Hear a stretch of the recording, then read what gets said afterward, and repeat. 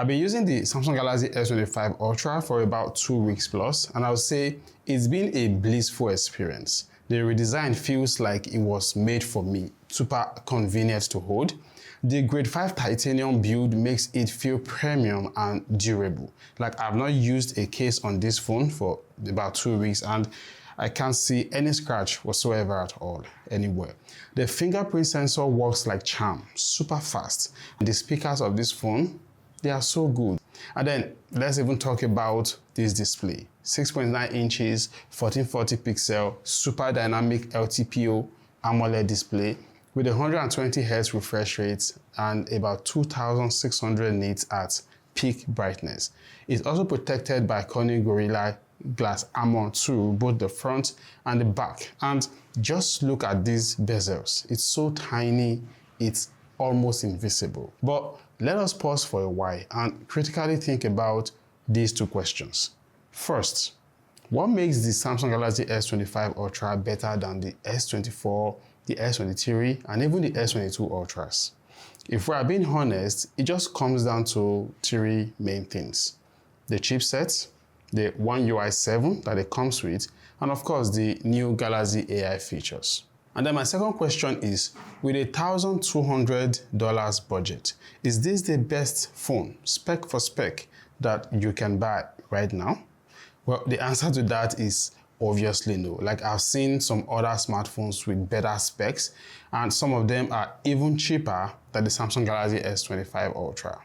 But let's go back to the first question I asked and start the answer by talking about the Snapdragon 8 Elite chipset for Galaxy that powers this smartphone. It is the most powerful processor in any smartphone right now. No wonder almost every flagship phone today has this chipset. Like, personally, I have never used a faster phone than the S25 Ultra. It is super fast and responsive, making everything you do with the phone feel effortless. And that's even with multiple apps open at the same time. Like, it practically never slows down. Paired with 12 gigs of RAM and 256 gigs of UFS 4.0 storage, reading and writing speeds on this phone is almost instantaneous. So yeah, compared to other flagships that we have in the market today, the S25 Ultra is well optimized when it comes to its processor. But do you know what comes with so much power and smoothness? It is battery drain. Like, personally, I cannot count how many times I was so immersed with this phone, watching movies or surfing the internet or just doing basic stuff, only to get hit with a 15% battery warning. Right now, I get about 8 hours of screen on time. That means I only get to charge this phone maybe just once every day, usually at night just before I go to bed, and then I wake up to full charge. And charging isn't slow, I would say, though I still use the 25 watts charger I had from my S22 Ultra. And even though it's 45 watts that is recommended for this phone, I still get a full charge in about 1 hour 15 minutes. But here is the catch. I'm a very boring user. The 8-hour screen on time I mentioned were actually from basic stuff with no gaming at all. And it was also right here inside the studio where temperatures are not extreme. Now, in different conditions, maybe outdoors with higher temperatures and of course with some bit of gaming, that screen on time would have been much lower. So the question now is, could it have been better? Well, the answer is yes. There is a new battery technology called the silicon carbon technology, which is better than the lithium batteries we have in smartphones currently, because it allows manufacturers to pack in more battery power without necessarily increasing the size of the battery. Now, most manufacturers are already using this technology, and that is why you have smartphones like the Vivo X2000 Pro coming with 6000 mAh battery, or the Realme GT7 Pro having about 6500 mAh battery. Now, all of these phones are looking practically as slim as the S25 Ultra. And then also, they all charge insanely fast. We have 120 watts or 65 watts. Some of them can go from 0 to 100% in about 35 minutes. So I don't think it is wrong for me to expect something like that from Samsung with this phone. Yeah. Now, let's talk about One UI 7. The second best thing about the S25 Ultra after its processor. In most of my reviews, I always say that One UI is the best when it comes to Android skins out there. And with One UI 7, Samsung actually took it to a whole new level entirely with customizations upon customizations, and the optimization on this phone just means that there is always something exciting to discover as you peer deeper and deeper into this phone. So if I'm going to ask again, could it be better? This time around, the answer would be no. I don't think there is anything to complain about when it comes to the Android skin on this smartphone. And yeah, it's super packed with a lot of features.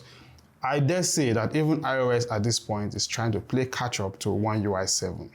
But what is One UI without the new Galaxy AI features that it comes with? And I'll say personally, I have been enjoying a whole lot of them. For example, the Now Brief feature, which initially I thought it was just a gimmick because all you could see was just weather and some not so useful information. But after a while, right now, by just tapping it, I can have an idea of all of my scheduled tasks for the day that I need to perform.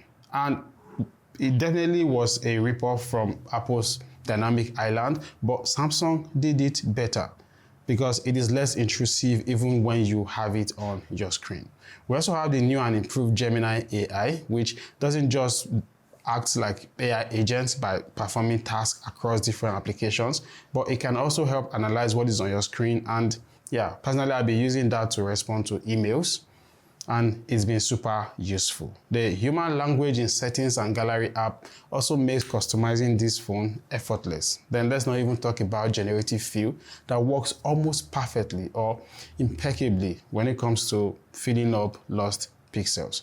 Now, there are tons of AI features on this smartphone, and exploring them has been super exciting.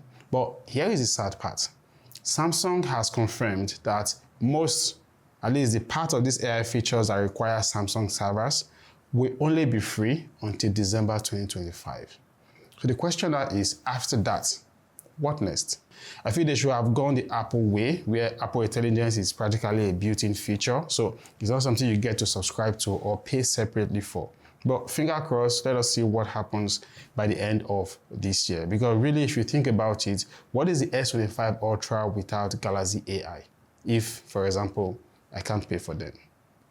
What about the cameras?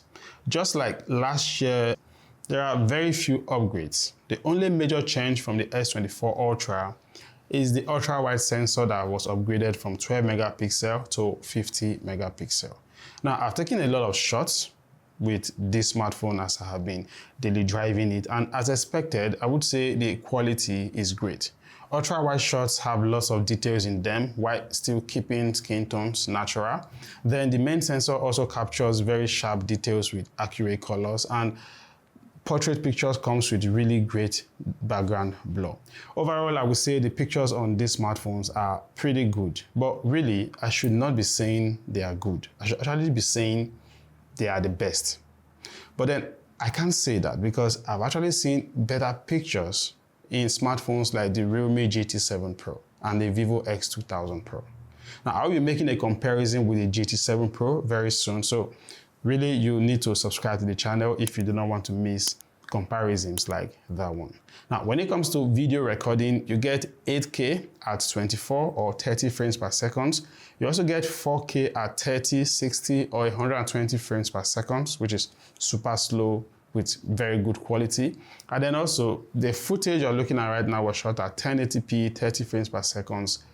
Even though I was walking, you can see how super stable it is. But one feature that they added to the camera this year, which as a content creator I found really helpful, is the ability to shoot in log profile.